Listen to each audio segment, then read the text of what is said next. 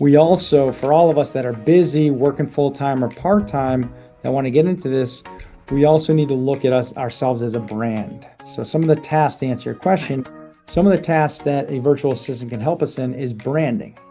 Because what you want to make sure the service providers you're working with are also in that space. I think that's very, very important. Yeah, and make a part of your team. Make a part of your team, and they will work like they're in your office.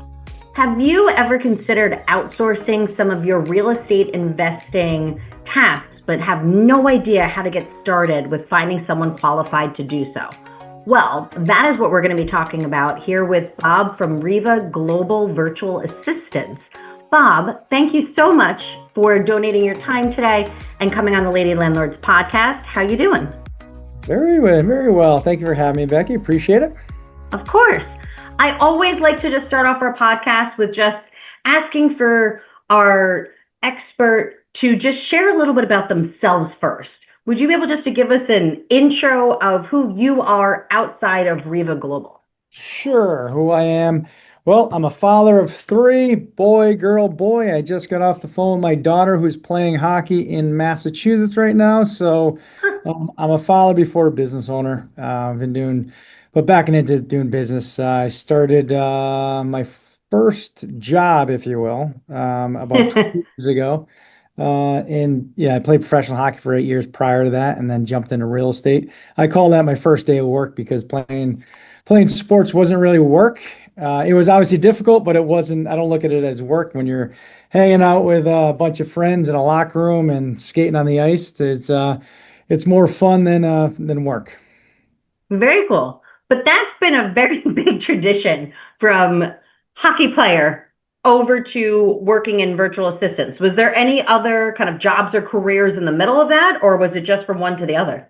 Yeah, so when I retired, I jumped into real estate. So I've been in real estate for 2004. That was the first time I jumped into real estate. Done everything from rehabs to short sales to agent work to lending to rehabs, a bunch of different stuff in the middle. And then in 2014, I started my first virtual assistant company. The main reason why I did that is I also started a real estate education program in 2007 with a bunch of partners. And through the years, I realized that a lot of individuals are working part-time or working full-time. They're really interested in real estate. They want to get involved, but they just don't have a ton of time in their day. So I was looking for whether it's a product or a service out there, starting from 2007. Then 2013, I got introduced to what a virtual assistant was. And I was like, I think there's something here. I think our students need this. So 2014, I took all of what we created on the education side and I married it together with building a whole training platform. And I plugged virtual assistants in and I tested it for a year to see if this is exactly what I was looking for. And it was. Fast forward to today, we have over 600 virtual assistants now. Okay, I'm going to come back to the virtual assistant thing in one moment. Absolutely. But out of all the directions you could have gone after hockey, all the things you could have invested in, all the different things you could have done career-wise, why real estate? For me, it was pretty simple. Is because when I said I went to school for 4 years, but I was 2 classes short of getting my degree. And then when I retired 8 years later, it was either go back to school or jump into an industry that had 0 barriers of entry. And I did not want to go back to school. So I did a bunch of research on what you do not, or the industries you do not need a degree on. And really, everything pointed to real estate. And here I am. I feel like also if you looked for, in today's market, if you went to ChatGPT and said, what is an industry that I can get into with a low barrier or not having a professional degree that still can give me the best ROI, the best profit down the line, I feel like real estate would still be on that list. Yeah, I think real estate is the best way to make money. I mean, you look at a lot of different industries now. AI's changed. You brought up AI, ChatGPT instead of Google. It's kind of funny you say that because it used to be all Google. Let's go to Google. Right. I go to ChatGPT for a lot of that same stuff. And you look at the industries now, a lot of industries are getting taken over by AI, but real estate is not. Right. There's some tools that help you drive leads in real estate, but AI is not overtaking real estate. Nope. And I feel it's the same with virtual assistants. Yeah. I feel like it's really something that'll help supplement rather than something that's really going to replace kind of that person there. So let's just start by simply defining what is a virtual assistant. Yep. Very good question. Virtual assistant is, now that COVID happened, it's getting, more and more commonplace.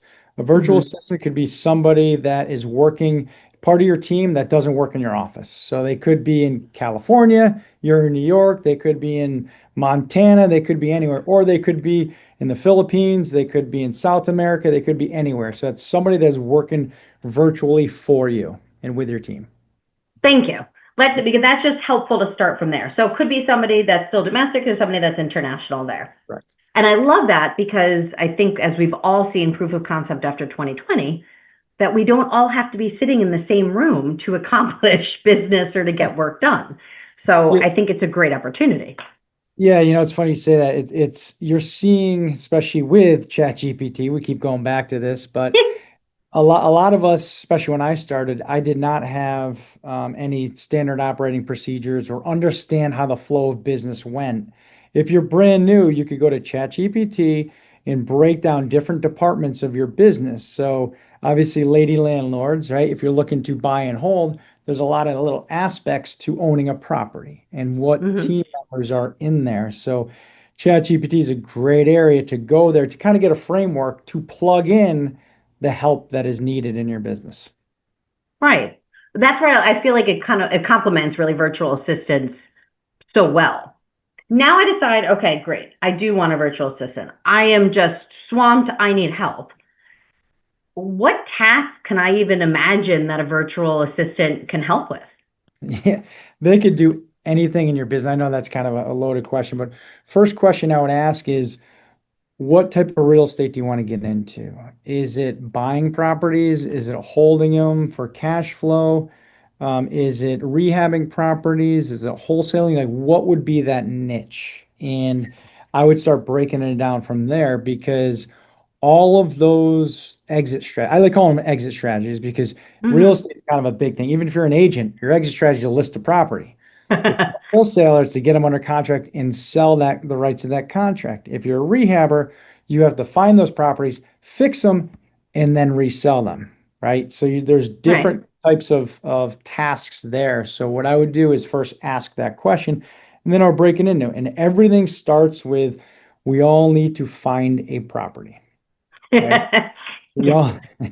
we could say, yes, I'm a lease option person, or I'm buy and hold. I'm going to build a big portfolio, but you still have to decide what you want to do. And we also, for all of us that are busy working full-time or part-time that want to get into this, we also need to look at ourselves as a brand. So some of the tasks, to answer your question, some of the tasks that a virtual assistant can help us in is branding. So branding would be if we do a video like this. This is a perfect example. So Becky, you and I are doing this podcast. After this podcast, what you could do is send this podcast off to your virtual assistant, and they could post it on all of these different social media sites. They could break it up into clips, into reels, et cetera, using AI if they want to send it out to all of these different sites. Now you have a brand. So if you do this podcast, I don't know, once a week, once every 2 weeks, you use that because now everybody looks at you as somebody that's in the business, potentially an expert, right? So that's one of the things you could do in reference to branding. And for all of our Lady Landlords listeners out there, that's actually exactly what I do with this episode and all of them. So perfect example, absolutely. But Bob, I like that you mentioned that because it doesn't always have to be the real estate related task, right? I love what you said there in the sense that, one, there are so many different things to do in real estate. It's one of my favorite things about real estate is that there's a place for everybody in what they want to do, whether it be wholesaling, being an agent, buy and hold, short-term rentals, flips, anything that you want to do, there's really space for.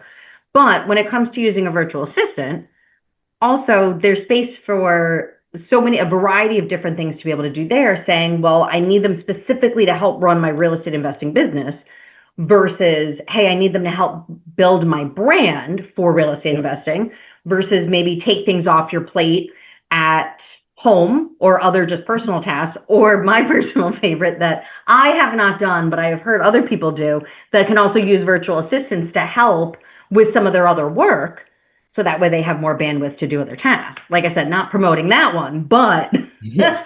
that is something that I've heard. So with being able to find a virtual assistant, and really there's a virtual assistant out there for that has every type of skill, every type of task ability that anybody could really imagine. Mhm. Where do you start within that? So what I would do, so if you're a real estate, obviously this is a real estate podcast, and or individuals that are looking to get into real estate, Right. you all need leads. And this is the most time-consuming part of any job, right? You could look at Zillow or buy leads on Zillow, but we all know that's not typically not going to bring you any revenue, if you will, because the leads are sold to X amount of people and you got to work through them, etc. So one of them would be lead generation. So, and just ways to do that for the newer individuals out here. There are list providers out there that provide lists of potential motivated sellers. So what you Mm-hmm. do is you purchase those leads or records, I should say. And then once you get those, you give them to a virtual assistant. They can do outreach, direct to seller outreach. There's different ways to do that through phone handling, through direct mail, through Facebook, etc. So there's a lot of ways for your virtual assistant to take those records and then go direct to seller to gauge seller motivation. So as soon as somebody raises their hand, they said, you know what, I'm interested to sell, then they give you that lead over. So for us, obviously, Right. if you're looking for, I don't know, multifamily properties in New York, or you're looking for single family properties to buy and hold, you'll know, you could also give them what your, you could say algorithm, but what your buy box is in reference to, cost, what are the taxes, what's the cash flow you want. And your virtual assistant could do that research as well for you. There's a lot of online tools for them to do that research for you to make sure that lead fits within your buy box too. Right. I'm going to remind our listeners here, if you have not listened to our Finding Off-Market Properties episode, you might want to go back after this episode and go listen to that. Great tool to actually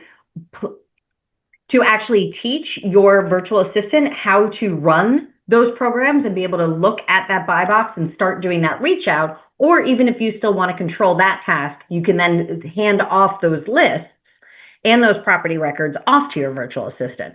So Bob, that's something that we talk about a lot in Lady Landlords. So that was actually a perfect example of a great way to be able to get leads, help be able to find motivated sellers for our listeners that are looking to pick up those deals.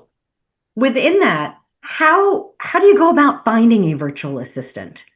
So for us, I mean, I'll give you how I started too, and people could do this by themselves. There are sites out there that they could go find them because there's sites that virtual assistants post their information on. You have to sift through all of the resumes, and you have to Mm-hmm. look through all the applications, and then you have to do the one-on-ones. It's very, very time consuming, and it'll take you about 100 interviews to get to that one person.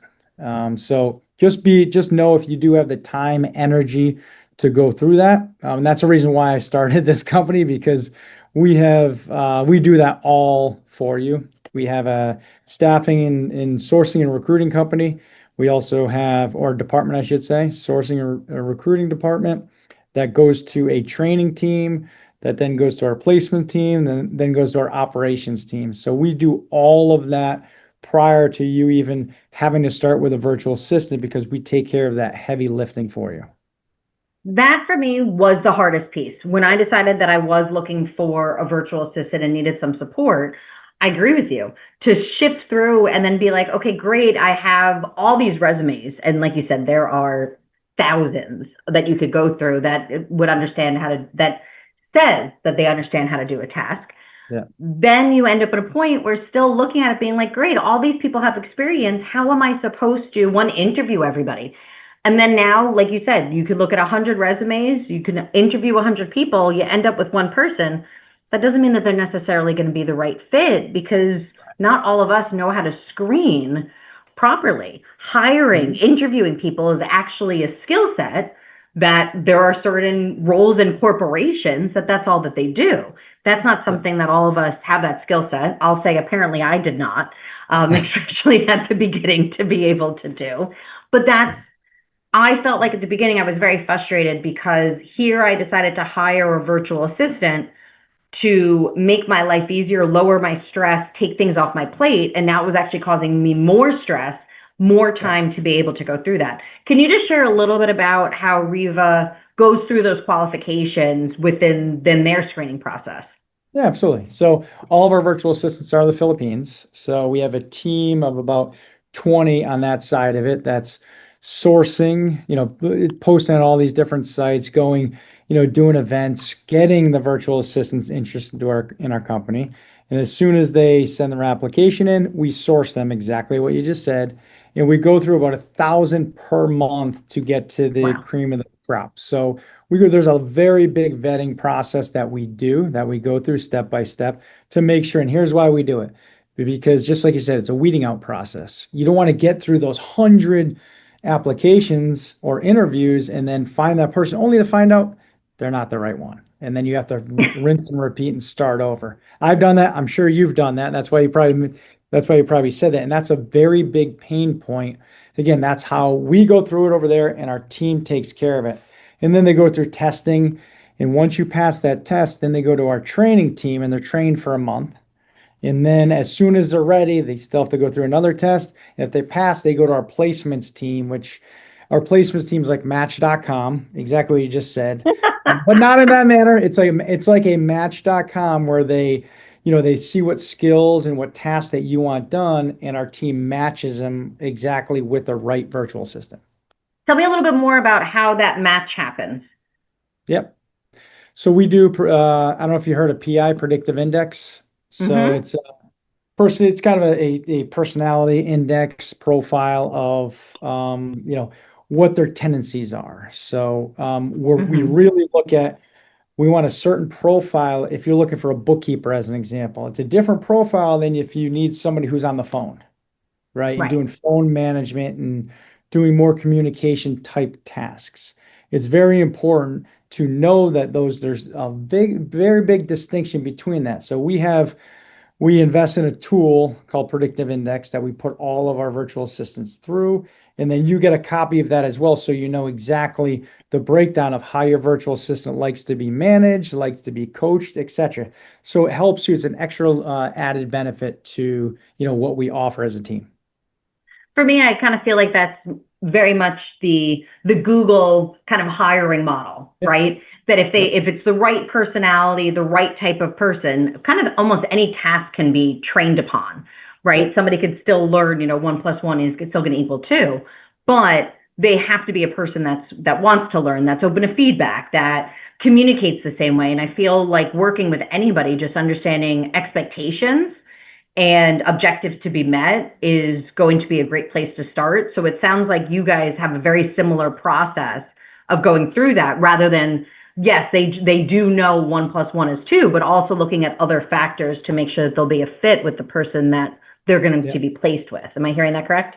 Yeah, there's a lot of different factors, like you said. I mean, if you look at it, your bookkeeper today. I can't guarantee it, but I would probably bet that if you took your bookkeeper out of being a bookkeeper and you wanted them to do sales or lead generation or calling on the phone, they probably won't be as effective as they are doing bookkeeping because it's just not their skill set. They're not born with that type of personality trait. So it's really putting the person into the right opportunity to be as successful as they can be. Right. I'll give a little personal experience to that too. I did not go through REVA. I should Yep. have, but I had somebody that placed a virtual assistant with me that was supposed to be communicating a lot, was on the Mhm. phone a lot, in kind of that sales role to help bring in leads. And after a few months, she was an absolute sweetheart. I loved working with her, but it really just was not the role for her. And it was one of the most interesting, I would even say firings. I'm going to go with separations with somebody because we both kind of looked at each other and was just like, this is so not the role for you. And she was like, no, I hate this. And I was Yep. like, perfect. We said, let's stay in touch.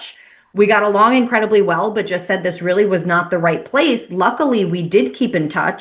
And I realized she had a fantastic eye for design, for social Mhm. media, for podcast editing, things of this sort.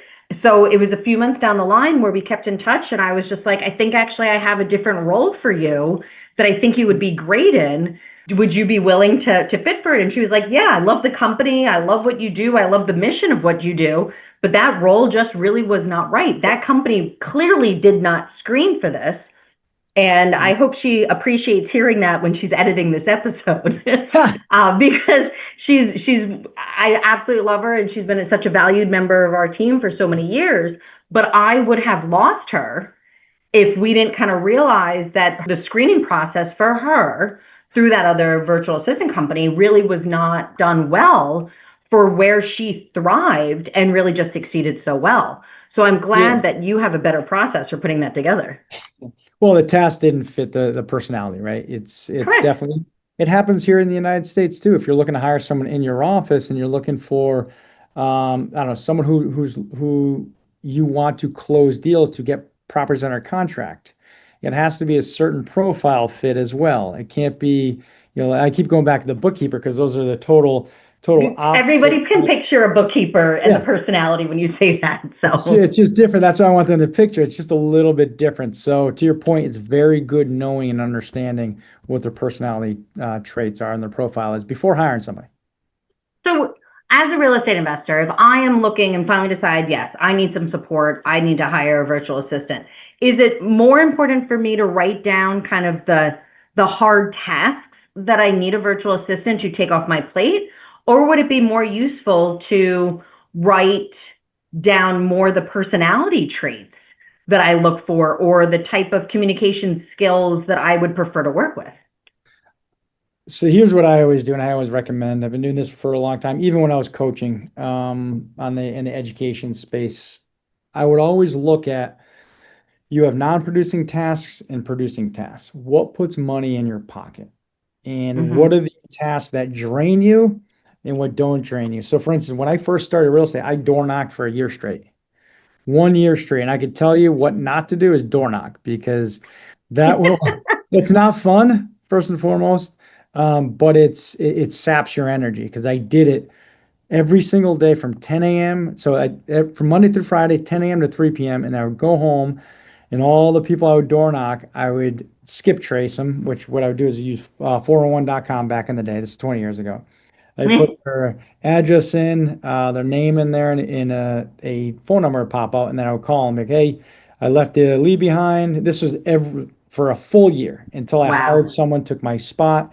And the reason why I did it is I wanted to learn the business from ground up because I had no education on real estate, and I had to, in my mind, I had to learn everything from ground up so then I could Mm-hmm. one day run a business. So that's why I did that. But I would look at that task as a task that you can outsource. Obviously, door knocking is a lot different today. It's really more picking up the phone and, Right. sending mail and, there's a lot of different ways on that side of it that a virtual assistant does for you.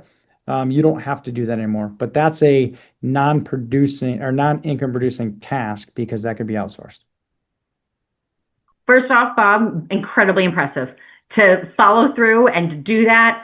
I mean, you worked harder than the mailman, uh, right? Like that's absolutely amazing. And honestly, that's a testament to, I'm sure, the businesses that you've grown since then, just by really dedicating yourself to that. Door knocking is not easy. Cold calling people is not easy, with having people shut a door in your face, hearing the word no more times than you hear yes, not really simple. And that can be very, very discouraging. So the fact that you continued through and persevered, that's really commendable, I have to say. So within that, what I'm kind of hearing you say is also start by thinking about a lot of those non-income producing activities that it Mhm. sounds like would free up time for you as the business owner to focus on the income producing activities. Yeah, and you could look at things like, so if you look at every department, if you look at your business, and I know, Becky, you have different departments in your business. Well, one of them is this is social media marketing, right? Or podcasting. That's gonna be one of them. So you could look at marketing, you could look at acquisitions, you could look at if you're buy and hold, you're looking at leasing, you have move-ins, Mm-hmm. move-outs, you have collections, you have evictions, you have maintenance, accounts receivable, accounts payable, bookkeeping, accounting. Like those would be all different roles that you could outsource to a virtual assistant that allows you to acquire properties, whether it's networking, going to networking events, building your potential sellers list, referral business, right? I mean, Right. referral business is very, very big that we should do that as a task because that's going to be putting money in our pocket. If you're looking to raise money, we should be doing that. You should be doing that. I should be doing that to raise money because we need money to buy properties, whether it's mortgage companies or hard money lenders or private money lenders. Right. Absolutely. No, that's incredibly helpful. Thank you for giving some of those examples there. What control then does the investor have when hiring that virtual assistant? I hear you saying, we do all this screening, we kind of have that process. Does the investor still get to have a choice in who they're placed with? Yeah, absolutely. So we promise the individuals who, let's say you want a virtual assistant, say, okay, we'll put you on 3 interviews. We'll screen, hundreds of VAs to get you 3 to put you on an interview. You'll interview them and you'll pick the best out of the 3. If you want another 3, we'll get you another 3. So what we do is we do all of that screening and we put you on interviews to make sure, we fit, like I said, we fit that individual to the task that you have. Gotcha. And what should the investor do at that point in time on those interviews? What would be something that, if you could give us like a green flag of saying, yes, this sounds like the right person that you should select, versus, hey, this is going to be a red flag that might make you a little wary of that person being the right fit for you? Give me a red flag and a green flag. Yeah, I mean, I would say, well, we give you all the questions to ask them, but if you're looking to interview someone, that's nice. say, I always look for a culture fit. Are you a good culture fit? Even if they're in the office or not in the office. And how coachable are you? You want somebody who is coachable as a team player, not someone who's not going to listen and do whatever they say. That's not only for any virtual assistant, but it's if you're hiring someone in your office as well, because we do in office. I also have a real estate company as well. We do over 200 transactions because I use my virtual assistants in my business as well. And we use all that, no matter if you're a virtual assistant or an in-house individual, you want to make sure they're a culture fit and they're coachable. Gotcha. What do you do if they're not? You don't hire them. And I love that opportunity that also you can say, hey, if these 3 that we presented to you weren't a fit, we also then will give you a different 3 to then be able to interview from that point. I have the feeling that does not happen very often, though, that people have to go past the first 3. Yeah, it does not, because we track that and it'd be a waste. So if I look at it just as a company owner, it's a metric that we track to make sure, hey, how many individuals ask for another 3? Because that's not a good metric if it's, 100% of people that go through 3 interviews want another 3. That means we're doing bad at pre-screening at the beginning and our placement team's not doing their job. Right. I also feel like, once again, for me, virtual assistant is supposed to make my life easier. That's what I am looking for.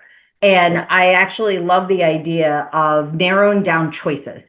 I just went through one of the most complicated flips that I have had in my 7-8 years of real estate investing personally. And one of the things that was, I made decisions every 4 seconds, if not more often than that. It was really nice to get to a point where I was just like, just give me the 2 options, give me 3 options, let me choose from those.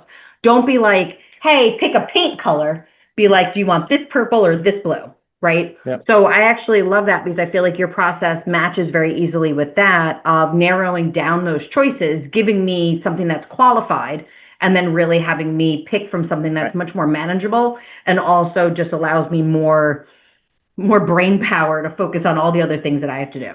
Yep. So now I make my selection. I find, the best fit from a cultural perspective and a skill set perspective. But now I'm left with this virtual assistant. Now I have to train them.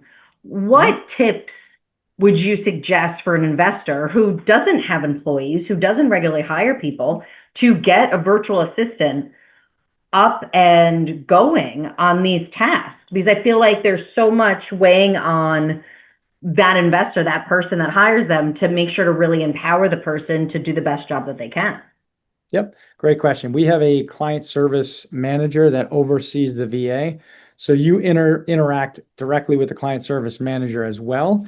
And when you get on your strategy session call, you break down all of the tasks that you want to outsource. So then our client service manager helps you put together a plan with your virtual assistant on what to do on a daily basis. So you get a start of day report and an end of day report of what they accomplished. So they hold your hand throughout the process. They walk you through it, because I know for me, that's the first thing I struggled with. This is back in 2013. I'm like, oh, I know I need help, but what do I do? Right? That's a common thing, right? So that's why we built a team to be able to walk you, hold your hand throughout the process and walk you through to make sure, we're with you every step of the way to help you identify those tasks to outsource. Thank you. I'm glad you mentioned that was my second biggest pain point when I was hiring virtual assistants on my own. Was same thing. I'm trying to get things off my plate, and now I have a virtual assistant kind of staring at me being like, so what do I do today? And I'm like, Yeah. I don't know, and I don't have time to show you. But it sounds like, once again, having that organized plan throughout, and really having that client success manager there, sounds like that's kind of really a game changer in putting together the tasks.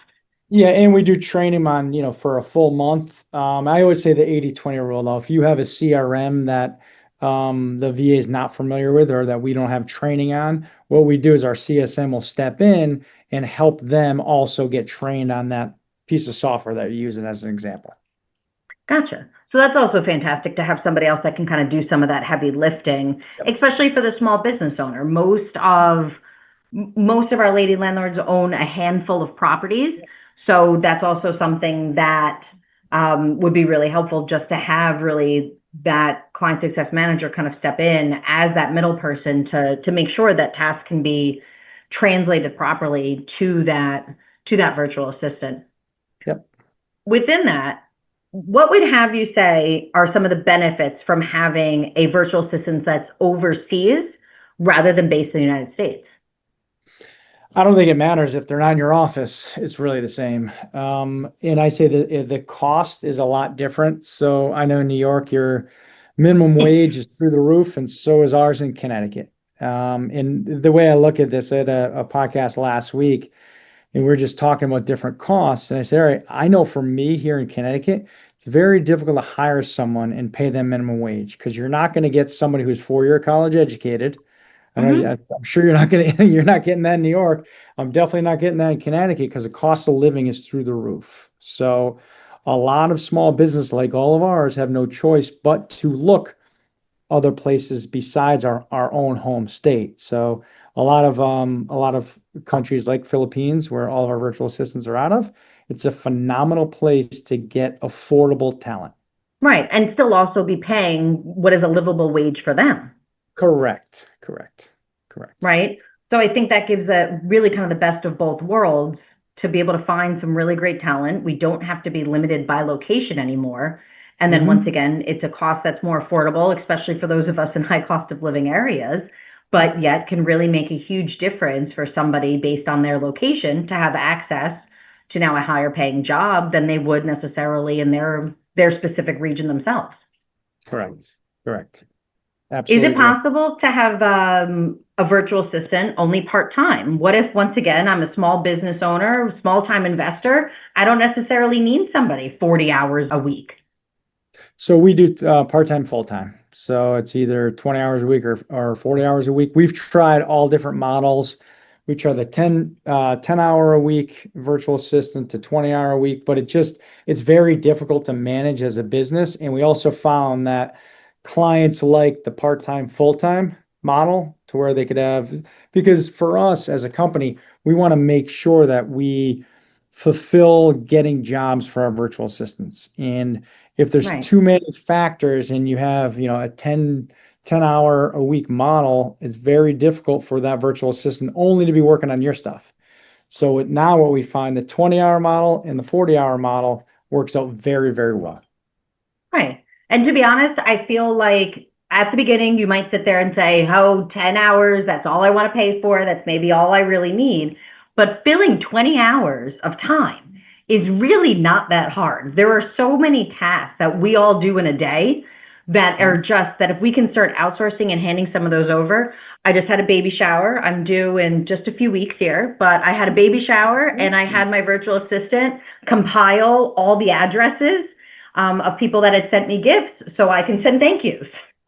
Because in Nice. 2 weeks, that's not something I'm going to want to do. So I Oh, was like, great, like here's, I need you to compile all these addresses, go through the registry, compile those. That took so much time off of my to-do list that yeah. is not necessarily real estate related, but it allowed me just to say, you know what, I'm going to go take a nap. That's, there you And go. that was perfectly okay. That's Um, awesome. Good for you. so Congratulations, by the way. Thank you very much. Thank you.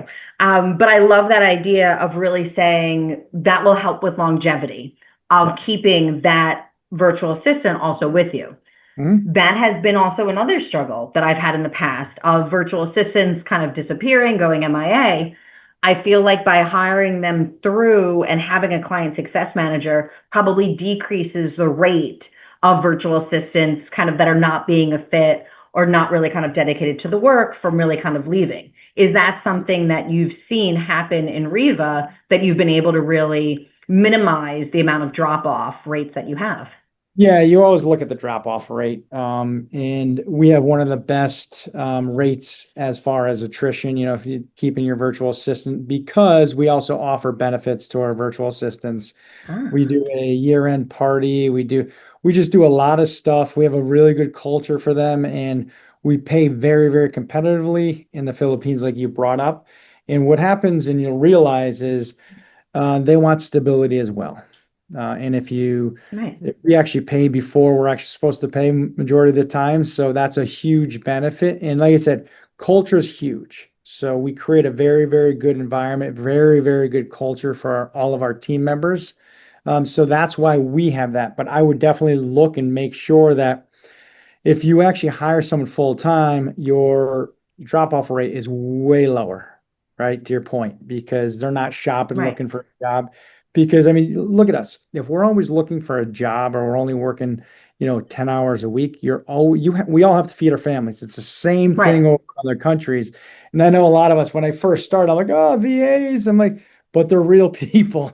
They have families themselves. And Right. we also have to look at that as the virtual assistant sometimes has well, they're only a VA. No, they're a real person. They're part of your team. If you want Right. to be successful, you treat them as part of your team because they're doing some of the tasks that you need in order for you to be successful as well. Right. And they are part of your team. They kind of become part of your family 100%. over time. I've had a couple of virtual assistants with me for years. There were things that I have no idea how they work if it wasn't for them. And I appreciate that. And I feel like we need to continue to have kind of that team culture, that team Yeah. vibe to keep that going. You mentioned cost a few times. You mentioned benefits a few times. I'm sure that is something that our listeners out there are like, Becky, please ask how much a virtual assistant costs. So Yeah. walk me through, how does that then get translated? How do I even pay a virtual assistant, especially if they're in the Philippines? Yeah, so we actually take care of all the HR. So we pay all of our virtual assistants. The goes through us. Our CSM will handle that, and our accounting team will handle that. But it's $10 just to be. We keep it very, very, very consistent. It's $10.60 an hour. I know here in state of Connecticut, I think we're at $15.69 for unemployed or not unemployed for minimum wage. And we pay, and that's not for someone who's a 4-year college degree. We pay our Right. virtual assistants who are all 4-year college degrees. So it's $10.60 an hour. Very, very, whether it's full-time or part-time. That's fantastic. And then how does that translate as a cost to us as the real estate investor that would be hiring? It's $10.60 an hour for us here. So, and Perfect. then we pay all their, HR stuff, benefits, everything over there. Oh, that's fantastic. That's Yeah. an incredible rate to be able to do that and to have that added benefit of Yeah. that client success manager to do that. For somebody that was saying, you know what, a virtual assistant is the right way to go, how do they find? I mean, they're going to be able to find you because I'm going to put your contact information in the show notes. But how are they able to find an agency like yourself, or how should they best evaluate the right agency for them? Yeah, I would, make sure that they're in the niche that you're looking to get into, right? So if obviously this is a real estate podcast, I would make sure that they have a niche within this. For us, we're fortunate because I've been doing this for 20 years in the real estate business, and I also have a successful business that I run as well here in Connecticut, right down the street from you, in essence.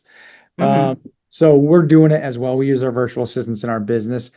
I would ask those questions if you're going to look at for other companies besides ours, of course. Just ask questions. Hey, are you guys doing the business?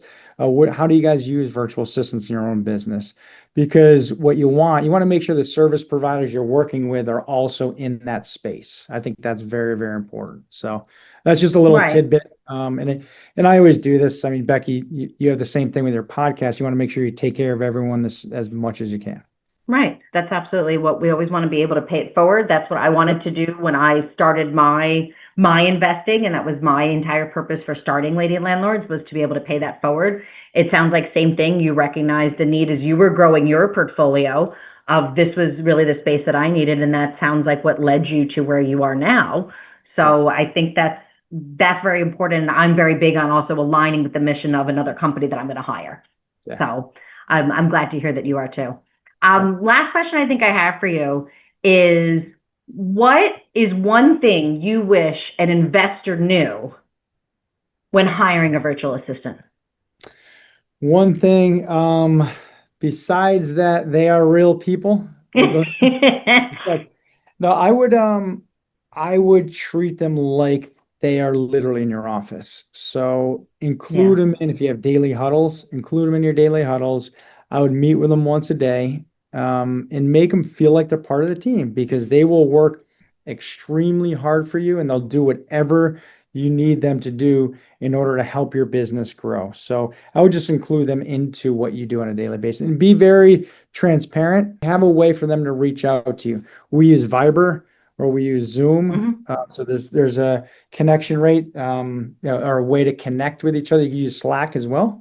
Right. But really being able to make sure, and honestly, I think that kind of goes with your idea of also just saying, to really recognize that they're human. It doesn't Yeah, matter if they're in your office, not in your office, down the street, or in another country.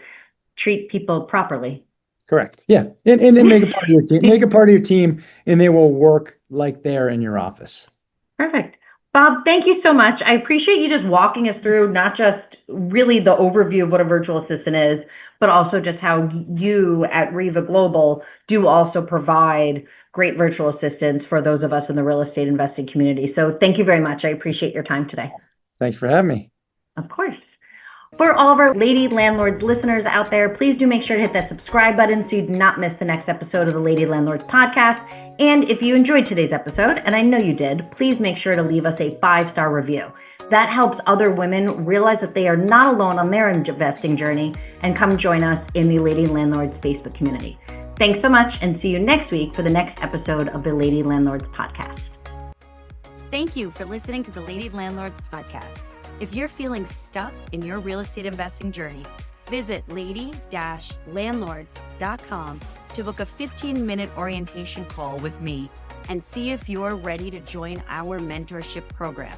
Or you can subscribe to our newsletter and join our Facebook group for exclusive real estate investing tips and offers.